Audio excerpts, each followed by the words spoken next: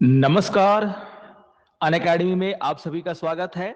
और जैसा कि आप सभी जानते हैं कि आपका जो बीपीएससी के प्रीलिम्स का रिजल्ट आ चुका है और अभी आप सभी जो है मेंस और उसके आगे आप इंटरव्यू की तैयारी करेंगे। तो इसी को ध्यान में रखते हुए हमारे द्वारा कुछ प्रयास किया जा रहा है और इसको ध्यान में रखते हुए हमारे द्वारा डेली बेसिस पर जो है कुछ इंपॉर्टेंट करंट अफेयर्स के टॉपिक्स पर वीडियो लाए जाएंगे जो कि आपके मेंस में भी काम आएंगे और आपके इंटरव्यू में भी काम आने वाले हैं। तो इसी क्रम में आपको ध्यान में रखना है कि आज जो हम टॉपिक डिस्कस करने वाले हैं वो दो टॉपिक होंगे और चूंकि अब मेंस में और इंटरव्यू में इसका काफी उपयोग होने वाला है इसलिए डिटेल में हम लोग इस टॉपिक की डिस्कशन करेंगे। यहां पर जो दो टॉपिक आज हम लोग डिस्कस करने वाले हैं वो है कि हाल ही में आपने सुना होगा कि बिहार कैबिनेट ने जो है 7 निश्चय का जो तीसरा चरण है उसकी शुरुआत कर दी है।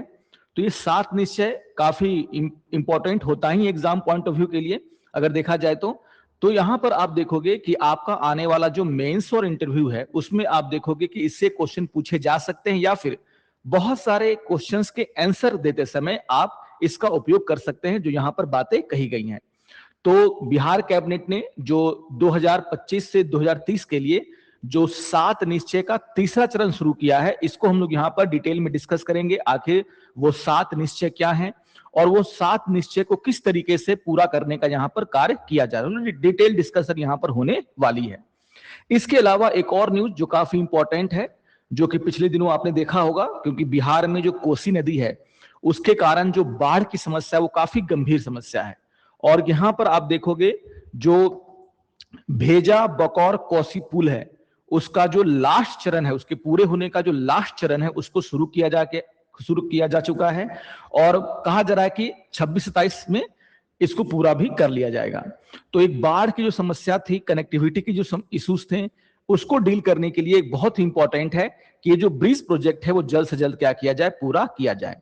तो इस दो टॉपिक पर आज हम लोग यहां पर डिटेल में डिस्कशन करने वाले हैं जो कि आपके लिए काफी इंपॉर्टेंट है, आने वाले एग्जाम के लिए भी इंपॉर्टेंट है, यानी कि 26 में जो आपका बीपीएससी का एग्जाम होगा उसके लिए भी आप इन न्यूज को जरूर ध्यान से देखेंगे। तो आगे बढ़ते हैं और देख लेते हैं अपने पहले न्यूज को।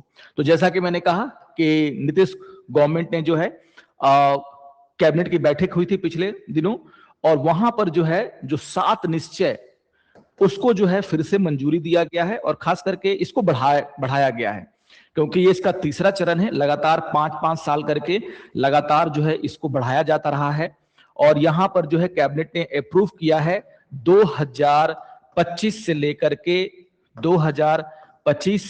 के 2030 तक का एक रोड मैप कि आखिर बिहार गवर्नमेंट जो है इन 5 वर्षों में क्या हासिल करना चाहती है, वो 7 निश्चय क्या होंगे। तो ये सारी बातें आपको ध्यान में रखनी है। अगर हम बैकग्राउंड की बात करें तो आपको यह भी ध्यान में रखना है कि जो 7 निश्चय की जो शुरुआत हुई थी, यानी कि इसका जो प्रथम चरण था वो 2015 से 2020 तक का था, जहां पर आप देखोगे कि 7 निश्चय तैयार किए गए थे और उस पर बिहार सरकार ने 5 सालों तक काम किया। उसके बाद 2020 से 2025 के लिए आप देखोगे 7 निश्चय का जो दूसरा चरण है उसकी शुरुआत की गई और अभी जो है आप देखोगे कि तीसरा चरण इसकी शुरुआत की गई है। तो काफी इंपॉर्टेंट है, ये बिहार के विकास के लिए बहुत जरूरी है। मेंस में जब आप देखोगे कि आपका जो बिहार के विकास से जुड़ा हुआ जो भी क्वेश्चन आता है उसमें आप इसका उपयोग कर सकते हो। पहले चरण में क्या हुआ, दूसरे चरण में क्या हुआ और तीसरे चरण में क्या अचीव करने का प्रयास सरकार कर रही है। बिहार के डेवलपमेंट के लिए क्या रोड मैप है बिहार सरकार के पास। इंटरव्यू जब होगा आपका, मान लीजिए जो लोग अभी यहां पर मेंस का एग्जाम देंगे और जो इंटरव्यू होने वाला है आगे चल करके, उसमें आप देखोगे कि आपसे क्वेश्चन पूछे जा सकते हैं कि बिहार के विकास के लिए जो सरकार का रोड मैप है उसके बारे में थोड़ा सा आप हमें बताइए। तो यहां पर कहीं ना कहीं इसको आपको ध्यान से देखना है। तो यहां पर आपको ध्यान में रखना है कि जो 7 निश्चय है, न्यूज़पेपर्स में भी काफी कुछ इसमें दिया गया, हर हिंदी न्यूज अखबार में और इंग्लिश अखबार में इसको लेकर के न्यूज आया था। तो आपको यहां पर ध्यान में रखना है कि जब हम 7 निश्चय की बात करते हैं तो जो इसका तीसरा चरण में क्या निश्चय रखा गया है, तो ये जो 7 पॉइंट है उसको आपको ध्यान में रखना है। इंग्लिश और हिंदी दोनों में मैंने दे दिया है ताकि आपको अच्छा से समझ में आ जाए। तो अगर आप देखेंगे कि जो पहला निश्चय यहां पर निश्चय की बात की गई है, यानी कि जो पहला क्या है, डबल इंप्लॉयमेंट डबल इनकम, यानी कि बिहार में आप देखोगे जो रोजगार की समस्या है, उस रोजगार की समस्या को दूर करने का यहां पर सरकार अगले आने वाले 5 वर्षों में करने वाली है। तो क्या कहा जा रहा है? दुगना रोजगार, दुगनी आय। यानी कि जो बिहार में बेरोजगारी की समस्या है, अनएम्प्लॉयमेंट की समस्या है, उसका समाधान यहां पर सरकार ढूंढने वाली है। और सरकार ये कोशिश करेगी कि जो एम्प्लॉयमेंट के जो अवसर हैं उसको क्या किया जाए? बढ़ाया जाए। तो डबल एम्प्लॉयमेंट हम लोग देखेंगे कि आखिर एम्प्लॉयमेंट के अवसर बढ़ाने के लिए सरकार यहां पर क्या करना चाह रही है। इसको डिटेल में हम लोग जितने भी 7 पॉइंट्स है उसको हम लोग यहां पर डिटेल में क्या करने वाले हैं? डिस्कस करने वाले हैं। तो पहला निश्चय क्या है? रोजगार को बढ़ावा देना और आय को बढ़ावा देना। आप सभी जानते हैं कि जो पर कैपिटल इनकम है ना, प्रति व्यक्ति जो आय है वो भी बिहार में क्या है? काफी कम है। तो कहीं ना कहीं आने वाले 5 वर्षों में जो प्रति व्यक्ति आय है उसको भी बढ़ावा देने का यहां पर कार्य किया जाएगा। आप देखोगे जो सेकेंड हमारा क्या है निश्चय है, वो क्या है ना? Prosperous industries, empowered Bihar. यानी कि समृद्ध उद्योग, सशक्त बिहार। बहुत ही इंपॉर्टेंट बात है। सभी जानते हैं कि हमारे बिहार में जो है जो इंडस्ट्रियलाइजेशन है उसकी काफी कमी है, इंडस्ट्रीज की कमी है, चाहे वो बड़े उद्योग हो चाहे वो छोटे उद्योग हो।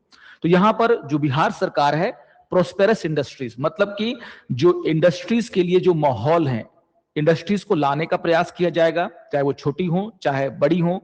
उनके लिए जो भी रिक्वायरमेंट होती है, चाहे वो इंफ्रास्ट्रक्चर से लेकर के, बिजली से लेकर के, पानी से लेकर के, स्किल्ड मैन पावर तक हो, उसका ध्यान रखा जाएगा। यानी कि आप देखोगे उद्योगों को समृद्ध बनाने, और जैसे से उद्योग समृद्ध होंगे बिहार क्या होगा? सशक्त बनेगा। तो सेकेंड निश्चय क्या है? Prosperous industries, empowered Bihar. Third is what? Prosperity of the state through progress in agriculture. तो यानी कि कृषि में प्रगति से प्रदेश में समृद्धि। तो बिहार एक कृषि प्रधान राज्य है। अधिकतर हमारे देश राज्य की जो जनता है वो कृषि पर आधारित है। और कहीं ना कहीं जब हम कृषि को क्या करेंगे? आगे बढ़ाएंगे, तभी जाकर के हमारे राज्य में जो है जो बेरोजगारी की समस्या है या फिर जो आय में जो कमी होती है, और सबसे बड़ी समस्या पलायन की समस्या है, उसमें क्या होगी? रोक लगेगी। तो कहीं ना कहीं यहां पर जो तीसरा जो आप देखोगे निश्चय है वो क्या है? Prosperity of the state through progress in agriculture. Progress in agriculture, इसको आपको ध्यान में रखना है। प्रोग्रेस इन एग्रीकल्चर यानी कि कृषि को भी बढ़ावा देने का यहां पर सरकार काम करने वाली है 2025 से 2030 के इन 5 सालों के समय में। Fourth is what? Bright future through quality education. Education पर भी यहां पर शिक्षा को लेकर के भी यहां पर काम करने की बात कही जा रही है, और कहा जा रहा है कि उन्नत शिक्षा, उज्जवल भविष्य। तो बिहार में एजुकेशन सिस्टम को भी और मजबूत करने की बात कही जा रही है, उसे और बढ़ावा देने की बात कही जा रही है। जो हमारा 5वां निश्चय है वो क्या है? Accessible health care, secure life. देखिए जो भी कमियां हैं बिहार में, कहीं ना कहीं उसको दूर करने का यहां पर सरकार प्रयास कर रही है। तो हम शुरू से देख रहे हैं कि इनकम बढ़ाना, इंप्लॉयमेंट के जो अवसर है उसको बढ़ाने की बात करना, इंडस्ट्री को बढ़ाना, है ना, आपका एग्रीकल्चर पर काम करना। और यहां पर आप देखोगे एजुकेशन के साथ साथ एजुकेशन को भी यहां पर जो है अब महत्व दिया गया, और हेल्थ केयर को भी यहां पर महत्व देने की बात कही जा रही है। तो बिहार की एक और समस्या है वो स्वास्थ्य की समस्या है। जो स्वास्थ्य सुविधाएं हैं उन तक, वो सभी जगहों तक समान रूप से पहुंच नहीं पाई हैं। तो क्या बोला जा रहा है? एक्सेसिबल हेल्थ केयर, यानी कि गरीब से गरीब व्यक्ति जो है वो क्या कर सके, है ना, वो क्या कर सके? हेल्थ केयर को एक्सेस कर सके, गांव गांव तक जो अच्छी स्वास्थ्य सुविधाएं हैं वो पहुंच सके, उसकी यहां पर जो है बात कही जा रही है। तो accessible health care, secure life. छठा जो है आप देखोगे strong foundation of modern expansion, है ना, मजबूत आधार, आधुनिक विस्तार। इसको समझना थोड़ा सा पढ़ करके मुश्किल आपको लग रहा होगा, लेकिन यहां पर आप देखोगे जो हमारे शहर हैं, छोटे शहर हो या बड़े शहर हैं, वहां पर जो बेसिक नीड्स हैं उनको बढ़ावा देने की यहां पर बात कही जा रही है। यानी कि मजबूत आधार और आधुनिक विस्तार। यानी कि हम तो शिक्षा पर काम करेंगे ही, स्वास्थ्य पर काम करेंगे ही, कृषि पर काम करेंगे ही, उद्योगों पर काम करेंगे ही। इसके अलावा आप देखोगे जो हमारे शहर हैं वहां पर जो कमियां हैं मूलभूत चीजों की, उसको भी हम लोग क्या करने वाले हैं? दूर करने वाले हैं। तो छठा आपका बात कर रहा है strong foundation for modern expansion, modern expansion, ठीक है। और 7वां यहां पर है ease of living through dignity of all, सबका सम्मान, जीवन आसान।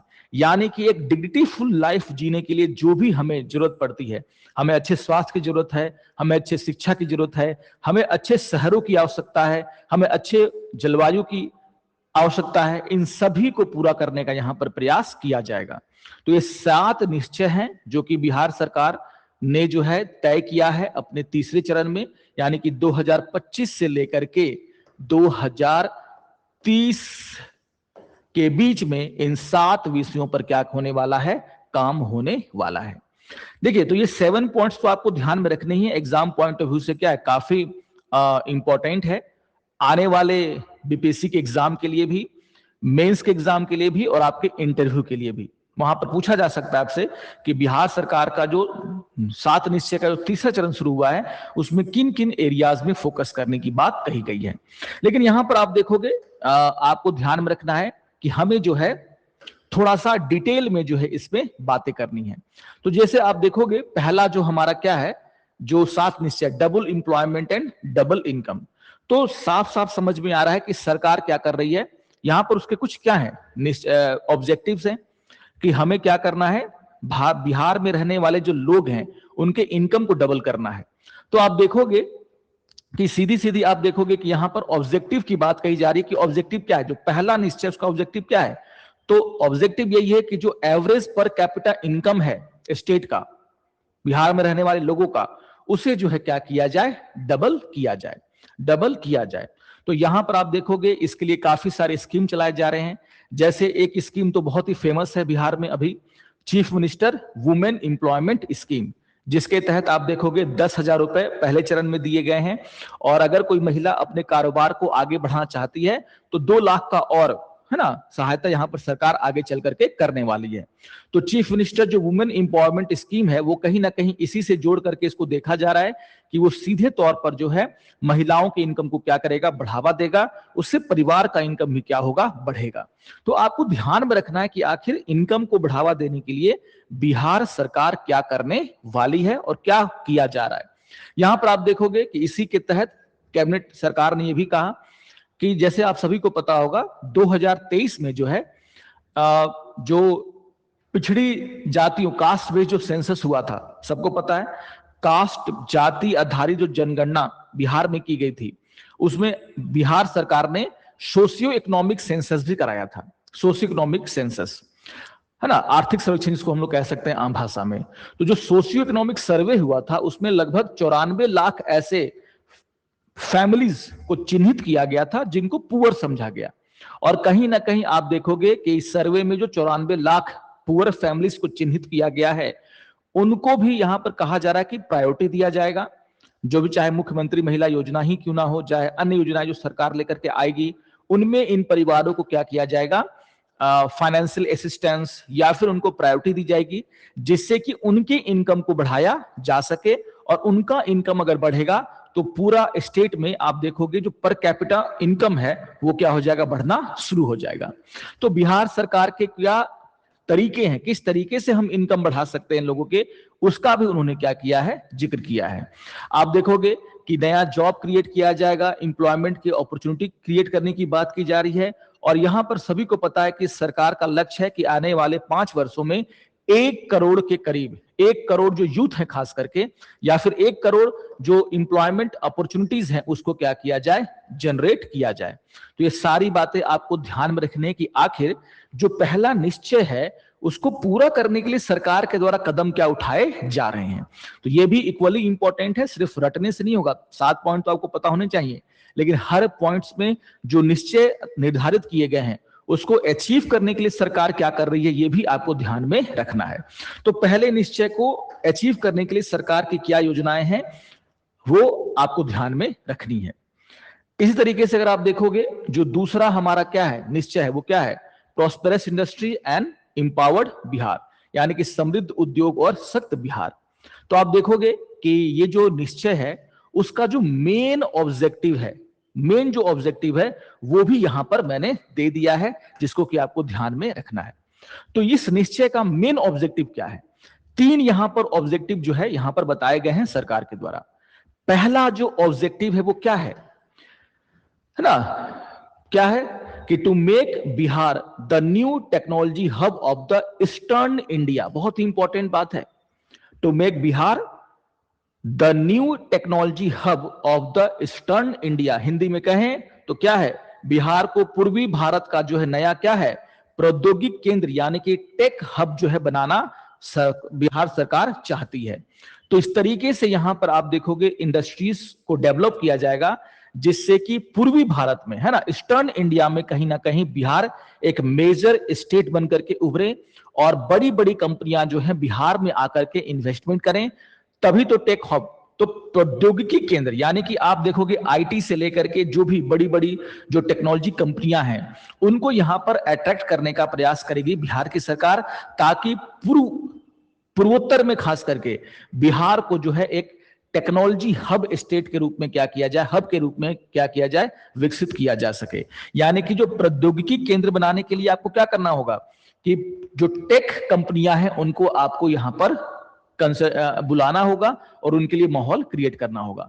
तो पहला मैंने क्या बताया कि जो 3 उद्देश्य हैं इस निश्चय के, उसका पहला उद्देश्य क्या है, to make Bihar the new technology hub of the eastern India. दूसरा क्या है, to develop Bihar as a world class work place. World class work place यानी कि हिंदी में क्या है, बिहार को विश्व स्तरीय कार्य स्थल यानी कि वर्क प्लेस के रूप में क्या करना, विकसित करना। तो वर्ल्ड क्लास वर्क प्लेस का मतलब क्या होता है, वर्ल्ड क्लास वर्क प्लेस का मतलब ये होता है कि जो कंपनियां यहां पर आएंगी, इन्वेस्टमेंट करेंगी, प्रोडक्शन करेंगी, तो जो वर्कर उनके लिए जो भी सुविधाएं होनी चाहिए, जैसे इंफ्रास्ट्रक्चर की हम बात करते हैं, जैसे हम जिसको ना ईज ऑफ डूइंग बिजनेस से हम इसको जोड़ करके देख सकते हैं कि एक व्यक्ति को अगर कंपनी आकर के बिहार में लगाना है तो उसको जो क्लियरेंस चाहिए वो कितनी आसानी से मिल जाता है। जो नीड्स है उस इंडस्ट्री की, चाहे वो बिजली हो, चाहे वो पानी हो, चाहे वो जमीन हो, चाहे इंफ्रास्ट्रक्चर हो, वो कितनी अच्छे से मिल जाता है। वहां पर काम करने वाले जो इम्प्लॉय हैं उनके लिए कितनी सुविधाएं सरकार दे रही है। तो कहीं ना कहीं आप देखोगे कि बिहार को विश्व स्तरीय कार्य स्थल यानी कि वर्क प्लेस के रूप में डेवलप करना, क्या स्किल लेबर हमारे पास है कि नहीं, इजिली अवेलेबल है कि नहीं, इन सभी को यहां पर क्या किया जाएगा, डील किया जाएगा। तीसरा क्या है, तीसरा जो थर्ड आप देखोगे ऑब्जेक्टिव है वो क्या है, encourage established entrepreneurs and talented youth of the state to set up industry within the state. यानी कि देखिए बिहार के बहुत सारे जो पढ़े लिखे लोग हैं वो दूसरे स्टेट्स में या दूसरे जगहों पर जाकर के क्या कर रहे हैं, काम कर रहे हैं। बड़े बड़े इंजीनियर्स हैं, बड़े बड़े डॉक्टर्स हैं, साइंटिस्ट हैं। तो बिहार सरकार क्या कर रही है, ऐसे इंडस्ट्रियलिस्ट या फिर ऐसे लोग जो कहीं और जाकर के इंडस्ट्री लगाए हुए हैं उनको इंकरेज करेगी कि वो वापस आकर के क्या करें, बिहार में जो है अपना इन्वेस्टमेंट करें, इंडस्ट्री लगाएं। और अगर वो ऐसा करते हैं, देखिए इतने सारे लोग बाहर हैं और काफी अच्छे पोजीशन पर हैं, अगर वो लौट करके बिहार में जो है क्या करें, इन्वेस्टमेंट करें, तो बिहार में इन्वेस्टमेंट की फिर कमी होने वाली नहीं है। तो ये 3 ऑब्जेक्टिव के साथ बिहार सरकार जो है यहां पर क्या करने वाली है, काम करने वाली है, prosperous industry and empowered Bihar में। डिटेल में पढ़ना बहुत जरूरी है। मेंस में जब भी क्वेश्चन अगर आ गया या फिर ये कहने के लिए आ गया, ये लिखने के लिए आ गया कि क्या कर रही है बिहार सरकार इंडस्ट्री को बढ़ावा देने के लिए, तो आप ये सारी बातें वहां पर लिख भी सकते हैं। और इंटरव्यू में अगर आपसे पूछ लिया गया कि इस निश्चय को पूरा करने के लिए बिहार सरकार की क्या व्यूज हैं, क्या आगे का राह है, वो बताइए, तो आप इसको क्या कर सकते हैं, डिटेल में चर्चा कर सकते हैं। इंटरव्यू के लिए तो खास करके और मेंस के लिए खास करके आपको थोड़ा सा डिटेल में क्या करना होगा, स्टडी करना होगा। और मैं उसी पर्पज से आपको यहां पर पढ़ा भी रहा हूं। यहां पर आप देखोगे कि बिहार सरकार ने लक्ष्य रखा है कि आने वाले 5 वर्षों में जो है आप देखोगे जो प्राइवेट इन्वेस्टमेंट है उसको जो है बढ़ाया जाए। और यहां पर कहा जा रहा है कि 50 लाख करोड़ के करीब जो है टारगेट रखा गया कि प्राइवेट इन्वेस्टमेंट को यहां पर अट्रैक्ट करेगा कौन, बिहार सरकार, नेक्स्ट 5 ईयर में। इसके अलावा बिहार में जो है micro, small and medium enterprises को भी बढ़ावा दिया जाएगा ताकि जो है ज्यादा से ज्यादा लोगों को नौकरियां मिल सके। इसके अलावा आप देखोगे कि कहा जा रहा है कि एक योजना के तहत कि जो भी बंद पड़ी जो शुगर मिल्स हैं बिहार में उनको चालू किया जाएगा। और सरकार का लक्ष्य है कि 25 नए जो शुगर मिल्स हैं उसको क्या किया जाए, एस्टेब्लिश किया जाए। तो जो बंद हैं उनको क्या किया जाए, शुरू किया जाए। और नए जो 25 के करीब जो शुगर मिल्स हैं बिहार में, उसको क्या किया जाए, एस्टेब्लिश किया जाए। तो ये सारे टारगेट्स आपको ध्यान में रखने हैं, सारी बातें हैं, पीडीएफ आपको मिल जाएगा। तीसरा जो आप देखोगे हमारा निश्चय है वो क्या है, prosperity of the state through progress in agriculture. तो साफ साफ आपको ध्यान में रखना है कि एग्रीकल्चर को बढ़ाए बिना आप देखोगे, क्योंकि अधिकतर किसान है हमारे राज्य में, किसान का इनकम तभी बढ़ सकता है जब आप एग्रीकल्चर को क्या करें, उसमें इन्वेस्टमेंट करें, उसको ठीक करें। और यहां पर आप देखोगे जो निश्चय है वो साफ साफ यहां पे दिख रहा है कि कृषि में प्रगति, प्रदेश की समृद्धि। तो बिहार सरकार जो है एग्रीकल्चर को भी यहां पर बढ़ावा देने की बात कह रही है। और आप देखोगे यहां पर यह कहा जा रहा है कि जो 4th एग्रीकल्चरल रोड मैप सरकार ने बनाया है, 4th एग्रीकल्चरल रोड मैप, जो कि 2024 से लेकर के 2029 तक बिहार सरकार की योजनाओं के बारे में बताता है, नीतियों के बारे में बताता है कि आखिर बिहार सरकार जो है एग्रीकल्चर में को आगे बढ़ाने के लिए क्या करेगी, उसका एक रोड मैप यहां पर है। तो 4th एग्रीकल्चर रोड मैप, उसे जो है यहां पर इंप्लीमेंट किया जाएगा सही तरीके से। यहां पर जैसे आप देखोगे जो मखाना बिहार की पहचान अब बन चुका है, सभी को पता है मखाना बोर्ड भी बनाया गया है। अब मखाना बोर्ड तो बनाया गया, लेकिन बिहार में आप देखोगे कहीं ना कहीं मखाना का जो प्रोसेसिंग है, जो प्रोडक्शन है, उसमें नई टेक्नोलॉजी लाना, नई टेक्निक लाना, जिससे कि वहां के जो मखाना के खेती करने वाले लोग हैं या फिर वहां पर जो इससे जुड़े हुए लोग हैं, उनका इनकम बढ़ाया जा सके, इसके लिए अब सरकार क्या करने वाली है, काम करने वाली है। तो कहा जा रहा है कि जो मखाना रोड मैप है उसको भी बनाया जाएगा और मखाना के प्रोडक्शन को, उसके प्रोसेसिंग को हम लोग क्या करेंगे, बढ़ाएंगे, ताकि बिहार के किसान को एक्चुअल फायदा हो सके, ना कि बिचौलियों को या फिर दूसरे लोगों को। तो ये सारी बातें आपको ध्यान में रखना है। यहां पर यह भी कहा जा रहा है कि जो डेयरी प्रोडक्ट्स हैं, यानी कि दूध का उत्पादन है, डेयरी से जुड़े हुए जो इंडस्ट्रीज हैं, जो फिशरीज हैं, आप सभी जानते हैं कि मत्स्य पालन में बिहार काफी तेजी से क्या कर रहा है, आगे बढ़ रहा है। तो इस तरह की चीजों को भी क्या किया जाएगा, बढ़ावा दिया जाएगा। और खास करके आप देखोगे जो कोऑपरेटिव सोसाइटीज यहां पर को प्रमोट करके हम लोग क्या करेंगे, इन इंडस्ट्रीज को बढ़ावा देने का प्रयास करेंगे। तो यहां पर आप देखोगे कि ये सारी बातें जो हैं कही जा रही हैं। तो ये जो है देखो यहां पर क्या है, effort to provide irrigation water to every field will be intensified. तो सिंचाई की जहां जहां भी कमियां हैं उसको भी दूर करने का प्रयास किया जाएगा, ताकि जो है किसानों को एक माहौल मिल सके, एक ऐसा एनवायरनमेंट मिल सके जिससे कि वो क्या कर सके, अपने प्रोडक्शन को बढ़ा सके। नई नई जो खेती है, जैसे मिल्क है, फिशरीज है, डेयरी प्रोडक्ट्स हैं, है ना, फलों की खेती होती है, सब्जियों की खेती, उसको बढ़ावा दिया जाए जिससे कि उनका इनकम क्या हो और बढ़े। तो जो भी बोटलनेक हैं, जो भी कमियां हैं, उसको यहां पर दूर करने का काम किया जाएगा। तो जो भी यहां पर मैं बातें कर रहा हूं उसको आपको ध्यान से पढ़ लेना है, ताकि आपका एक कंसेप्ट क्लियर हो जाए कि हाँ यहां पर हम क्या करने जा रहे हैं। कोई आपसे पूछ ले कि यहां पर क्या किया जाना चाहिए, वहां पर भी आप अपनी राय दे सकते हैं। नेक्स्ट आप देखोगे जो हमारा निश्चय है वो क्या है, bright future through quality education, यानी कि शिक्षा के लिए भी यहां पर बिहार सरकार ने निश्चय में उसको जगह दिया है। और आप देखोगे कि कैसे किया जाएगा इसको, कैसे बिहार में शिक्षा को बढ़ावा दिया जाएगा, उन्नत शिक्षा कैसे को लागू किया जाएगा। तो यहां पर भी एक रोड मैप सरकार ने दिया है। सरकार का यह कहना है कि a separate higher education department has been established already. आप देखोगे कि एस्टेब्लिश है, और यहां पर जो है हायर एजुकेशन को बढ़ावा देने के लिए जो है एक separate higher education department has been established, ठीक है, गठन कर दिया गया है ऑलरेडी। और वो क्या करेगा कि स्टेट में किस तरीके से हायर एजुकेशन को बढ़ावा दिया जाए उसको लेकर के सुझाव देगा सरकार को, और उसको सरकार क्या करेगी, इंप्लीमेंट करेगी।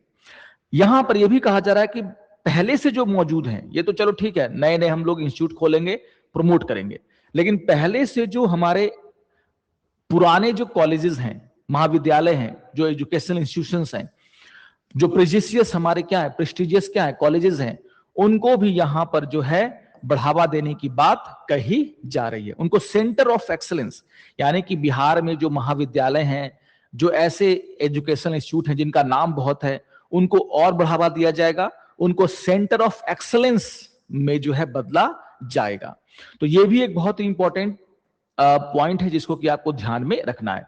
तो नए एजुकेशनल इंस्टीट्यूट्स को क्या करना, खोलने के साथ साथ जो हमारे ओल्ड प्रेस्टिजियस एजुकेशनल इंस्टीट्यूशंस हैं उनको जो हम लोग क्या करेंगे आगे और बढ़ावा देंगे, सेंटर ऑफ एक्सीलेंस में हम लोग क्या करेंगे उसको तब्दील करेंगे। तो यहां पर आपको ध्यान में रखना है कि सरकार यहां पर क्या करने वाली है। इसके अलावा स्वास्थ्य की हम लोगों ने बात की, एक्सेसिबल हेल्थ केयर है ना, एंड सिक्योर लाइफ। तो आप देखोगे इसके तहत भी जो ब्लॉक लेवल पर बिहार में आप देखोगे जो ब्लॉक लेवल पर जो क्या है स्वास्थ्य सुविधाओं की कमी है उसको दूर करने का प्रयास किया जाएगा। क्या कहा जा रहा है, block level community health centre खोले जाएंगे है ना, और जो खुले हुए हैं उनको जो है स्पेशलिटी हॉस्पिटल्स में क्या किया जाएगा, बदला जाएगा। यानी कि जो छोटे छोटे हमारे जो कम्युनिटी हेल्थ सेंटर हैं उनमें भी दवाइयां हो, चाहे चेकअप हो, चाहे डॉक्टर हो, नर्सेस हो, उनकी सुविधाओं को हम लोग क्या करेंगे, बढ़ाएंगे, ताकि आपको हर इलाज को कराने के लिए शहर में आने की आवश्यकता ना पड़े, वहीं पर आपका अधिकतम इलाज जो है हो जाए। तो यहां पर आप देखोगे क्या है इनिशिएटिव्स, आगे की राय ही पूछ लिया आपसे इंटरव्यू में कि अब बिहार में हेल्थ सिस्टम को आगे बढ़ाने के लिए आपको क्या करना चाहिए। तो आप एक राय के रूप में इसको बता सकते हैं सीधे सीधे कि हमें ब्लॉक लेवल पर जो हमारा कम्युनिटी हेल्थ सेंटर्स हैं उनको हमें क्या करना चाहिए और मजबूत करना चाहिए, जिससे कि जो शहरों के हॉस्पिटल्स में जो भीड़ भाड़ आपको देखने को मिलती है, सरकारी हॉस्पिटल्स में जो भीड़ भाड़ आपको देखने को मिलती है, उसमें क्या आ जाए, कमी आ जाए।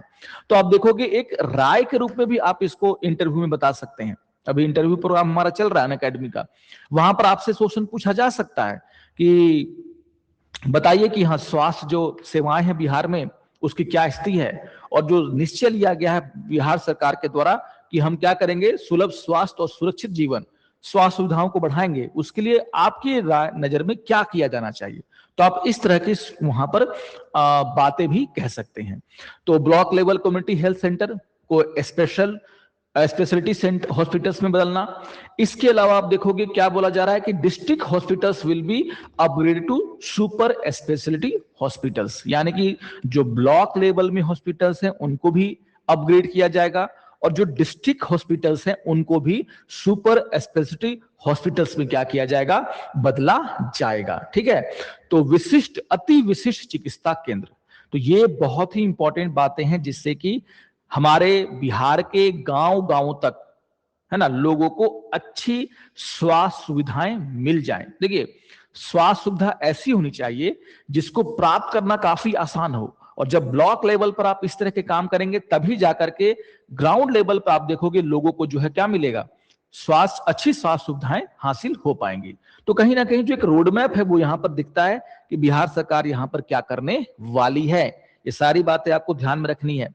ठीक है, यहां पर कहा जा रहा है कि स्वास्थ्य के क्षेत्र में जो पब्लिक प्राइवेट पार्टनरशिप है उसको जो है यहां पर क्या किया जाएगा, बढ़ावा दिया जाएगा, जिससे कि राज्य के लोगों को जो है अच्छी से अच्छा इलाज राज्य में ही मिल जाए और कम पैसे में उनको ये इलाज मिले।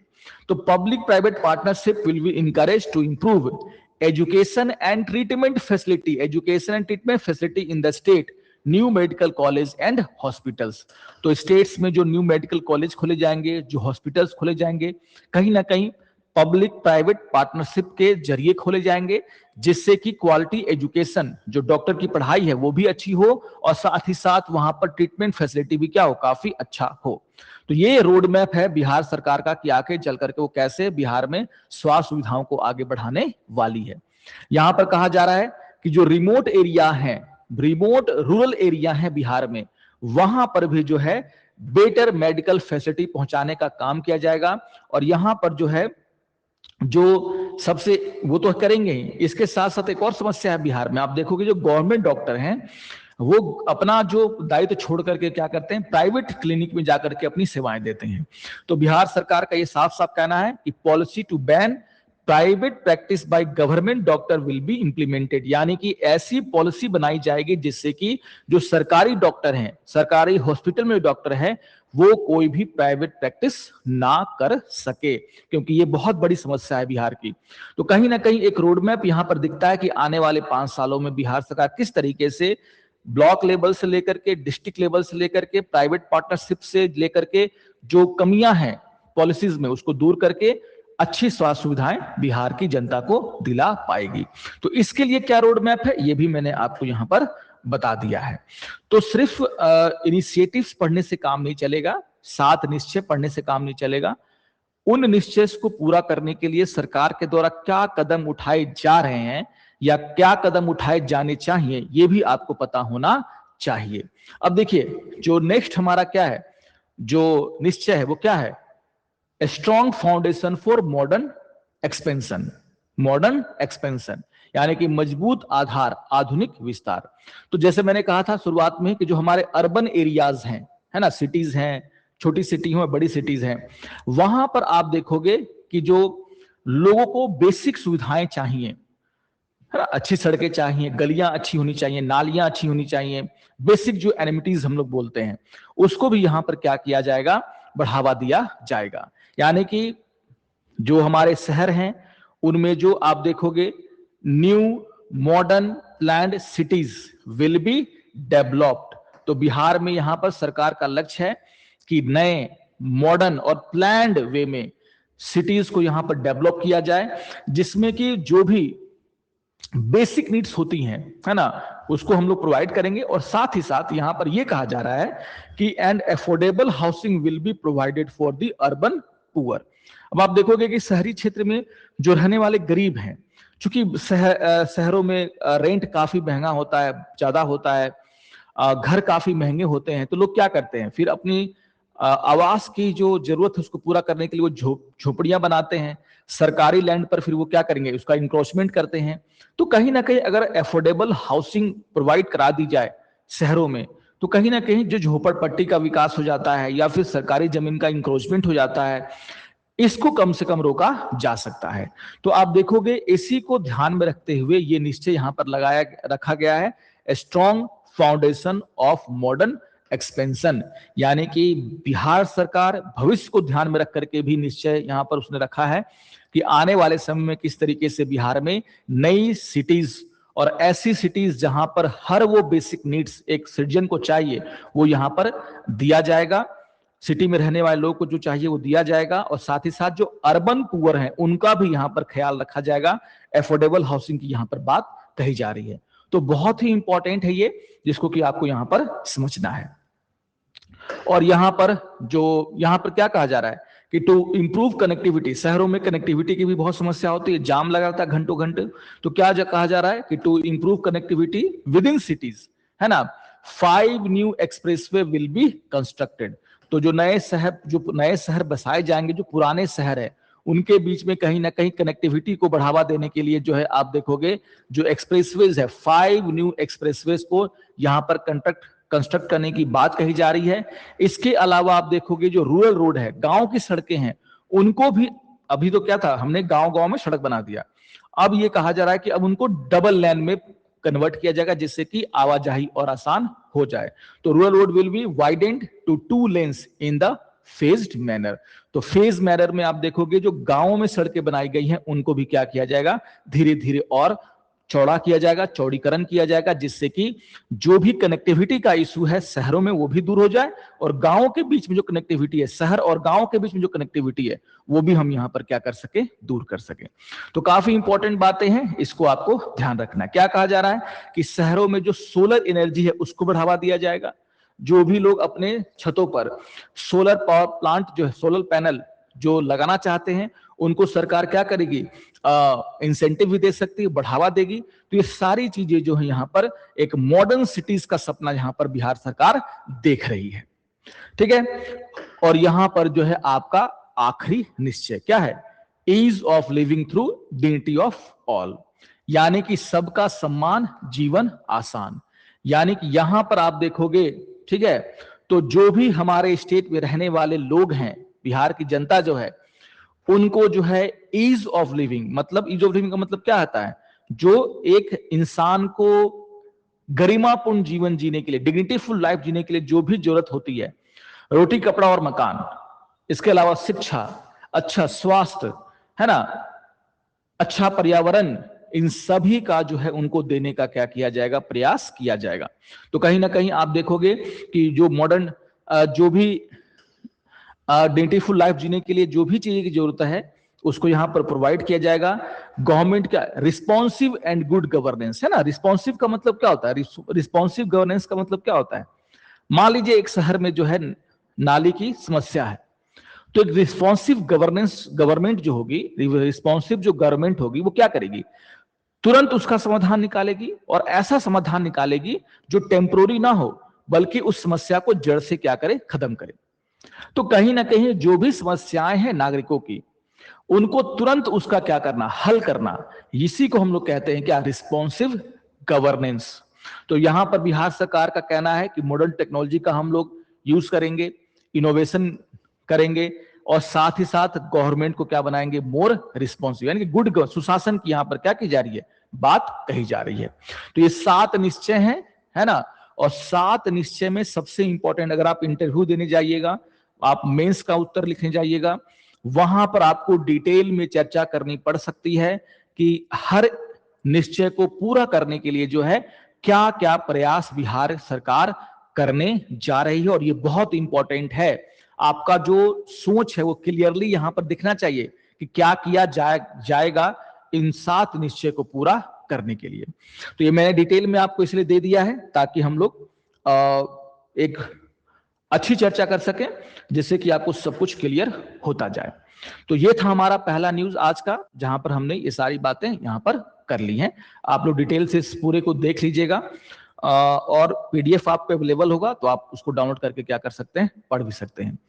अब आगे बढ़ते हैं और आज का हम देख लेते हैं दूसरा न्यूज। तो सबको पता है कोसी नदी, जिसको हम लोग बोलते हैं बिहार का शोक, क्योंकि हर साल आप देखोगे कोसी नदी में जो आने वाली बाढ़ है वो कई गांवों को, कई एरिया को क्या करती है? तबाह करती है। और कहीं ना कहीं आप देखोगे कि उसी से जुड़ा हुआ एक न्यूज है, काफी इंपॉर्टेंट न्यूज है।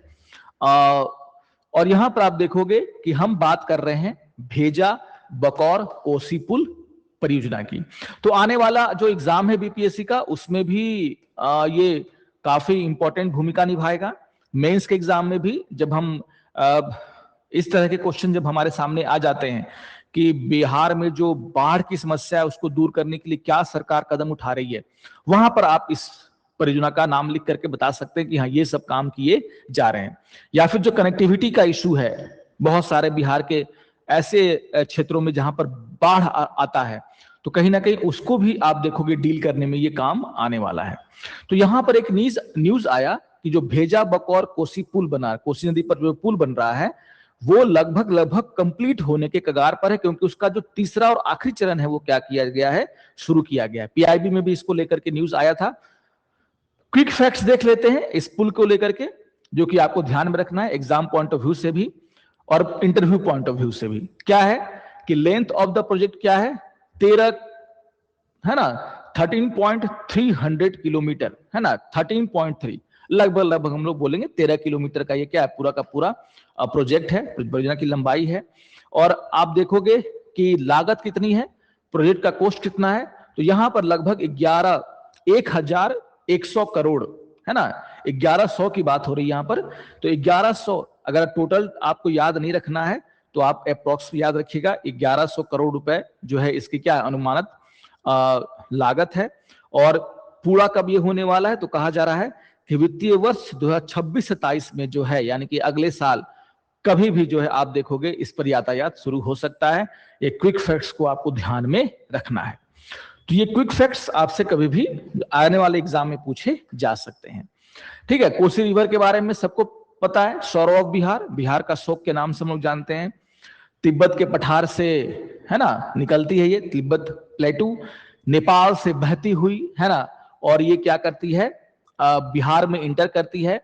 और सबको पता है कि बिहार के कटिहार जिले में जो कुर्सेला है, वहां पर आप देखो ये गंगा नदी में आकर के मिल जाती है।